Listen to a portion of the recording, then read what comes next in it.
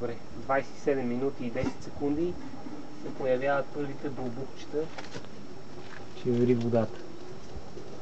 Съвсем лекичко.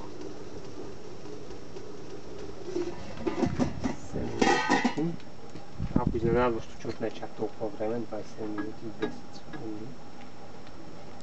Спираме часовника. Това да снимаш тук. Значи да се види, че не сме го наблъскали догоре с дърва, има чак на дъното някакви си мънички дръвченца, които горят, така че сме се опитали да бъдем максимално ефективни с дървата, за да постигнем минимален разход за целта на варенето. Това са дървата, които използвахме. От тук не сме пипали. От тук така, това е количеството. Бяха наредени така нагоре, на високо по този начин. И са останали две летвички и такива. Виждали са?